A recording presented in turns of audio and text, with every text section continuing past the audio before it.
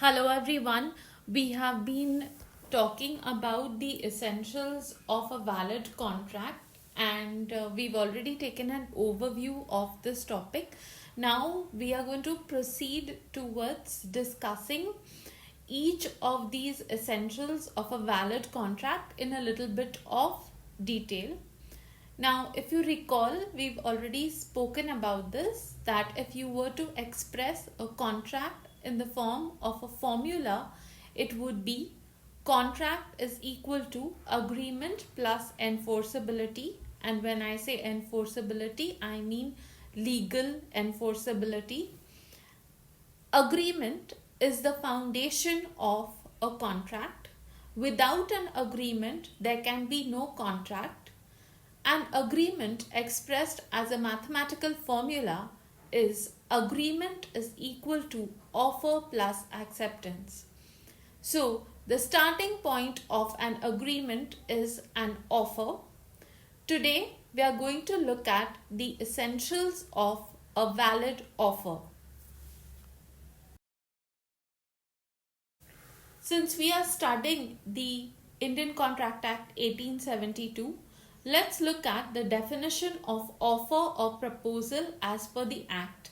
Section 2A of the Act says that when one person signifies to another his willingness to do or to abstain from doing anything with a view to obtaining the assent of that other to such an act of abstinence, he is said to make a proposal. So let us look at the key elements of an offer.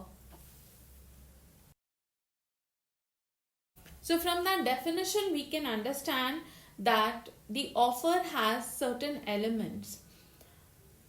The first set of elements of an offer is that you require the existence of two people in order to form a contract.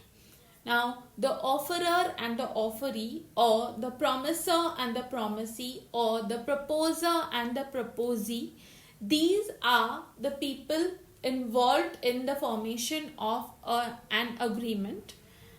And the offerer or the proposer or the promisee is the person who is making the offer. So that is the starting point of the formation of an agreement that an offer should be made. The other element of an offer, it involves an act or an abstinence, that is to do something or to refrain from doing something. Therefore, an offer can be positive or negative. Now, let's take an employment contract. When you are offered a job in a particular company, it comes with certain salary, perks, benefits, and it also outlines things like you cannot take up employment anywhere else, part-time or full-time, without informing your employer. You should not stay on leave for leave of absence. You should not take without informing, or you should not stay away from work without informing for a period beyond 7 days. Now this is an act or an abstinence. So an offer to do something, at the same time an offer not to do certain things or to refrain from doing certain things. So in this way, an offer can be positive or negative or both. The third element of an offer, the objective of making an offer is to get the assent of the other party or person. That is, offer plus acceptance is equal to agreement. If you make an offer and that is not accepted, or you just make it without the intention of getting somebody to agree to your offer, then that is not a valid offer. So the objective or the idea behind making an offer is to get other people to accept it, or the person to whom you are making the offer to accept it. Having understood the meaning of the term offer and dissected the definition of offer as per the Indian Contract Act 1872, let's now consider the essential elements of a valid offer. So, firstly, an offer may be written or spoken. An example of a written offer is the offer letter which a company or an organization extends to a candidate.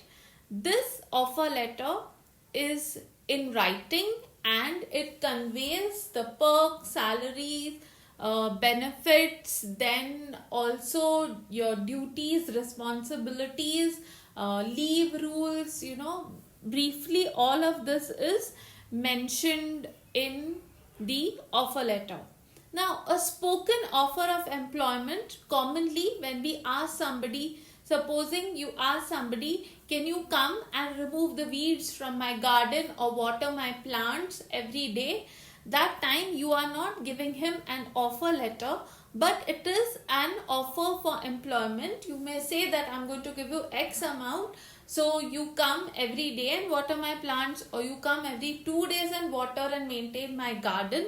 So this kind of an offer is also a valid offer and it is in spoken form, even though it is not anywhere in writing or very formal.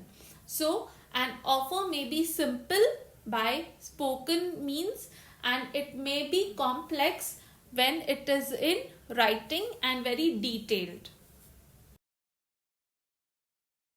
An offer may be specific and it may be general. Now, if we take the example of a general offer in the context of a company, we all know that a prospectus is an offer made by a company inviting people to subscribe to its shares or debentures. Now, if it is a public limited company, it will make a general offer.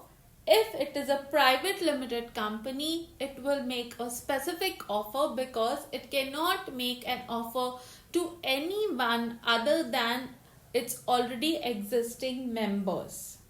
So, this is how an offer can be specific or general. You can also say a specific offer could be when a person is making customized products. That time they will have a special rate for each person depending upon the task or the job that they are carrying out for them. So if somebody is in the business of customizing cars, obviously the offer made to somebody would depend upon the type of car and the amount of alterations to be made. So this is also an example of a specific offer. Already explained this, an offer may be positive or negative. I've already explained this by saying that when you get an offer for employment, that time that offer will outline your duties, responsibilities, and what you should not do also. So I've already explained this part, and an offer therefore it may be positive or it may be negative. It may be an offer to do something and it may also be an offer not to do or to refrain from doing certain things. An offer may be time bound, that is, usually it's something like this: when you get an offer for employment, that time you are required to communicate your acceptance of the offer within a certain period of time. So if you do it after that time has elapsed, the job may have gone to the next person on the list. So an offer may be a limited time offer. We always see this in sales and things like that, which are announced by stores, that this offer is valid only from this date to this date or this time to this time. So you have happy hours and things like that in restaurants. So those are specifically limited time offers. An offer may be express or implied. Express meaning it may be through spoken or written words, whereas implied, we always see this around us. We consume many services or buy products like this through implied offers. That is, if we use an ATM, then we are using a service and that is an implied offer. Then a vending machine is an implied offer, and we all use these things on a day-to-day basis. I'm sure you identify with it. Express offer, I have explained already. It would be something like if you are getting an offer for employment, or if an offer is appearing in print somewhere and it comes to you in via email, or it is printed and sent in the form of direct mail to your postal address, it may be described as an express offer. Like subscription to magazines and things like that, they may come to you directly, and those are express offers. Then an important aspect of a valid offer is the intent to create legal relationships. This we have already discussed in the essentials of a valid contract, but just to touch upon it very briefly, social agreements are not intended to create legal relationships. So an invitation to dinner from a friend, that will not create a legal relationship, but booking a table at a restaurant creates a legal relationship. Borrowing a book from a library creates a legal relationship, or signing up for membership with a library creates a legal relationship.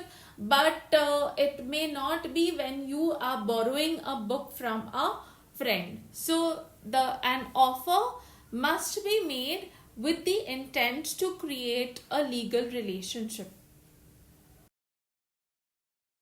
Another important aspect of a valid offer is that it must be communicated to the person for whom it is intended. Now, this is very important. So, if a company is making it's a public limited company and it is making an offer, if you remember in company law, it is just not enough to publish a prospectus, but you have to publish it in widely read newspapers or dailies, and this is important, right? So it must be communicated to the person for who it is intended. You will often find this with banks. They might send you an offer if you have an account, or if you have a credit card, then they may offer you a loan at a more attractive price. They will send you a message.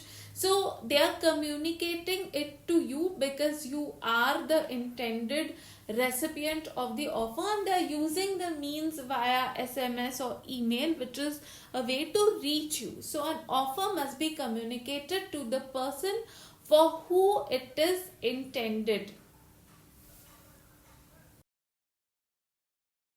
Now, a valid offer must be distinguished from mere statement of intention. That is, if you plan to have an auction, or if you plan to sell used items at a garage sale, you say that I'm going to have a garage sale on so and so date, or there is an announcement that on this date these jewels are going to be auctioned, but on that day that may or may not happen.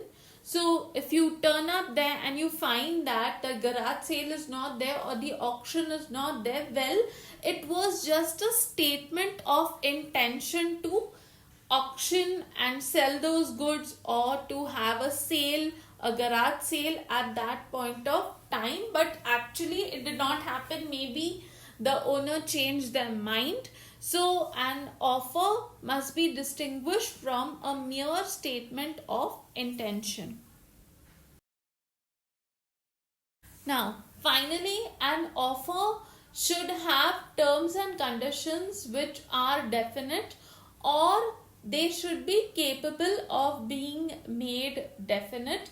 So even when you say book a ticket with a bus, or you book a ticket with an airline, you'll always find that there are a number of terms and conditions which are spelt out. They will tell you how much luggage you are allowed, which type of cabin luggage, how much weight. All these things are at what time you have to show up, and what time they will stop check-in and things like that.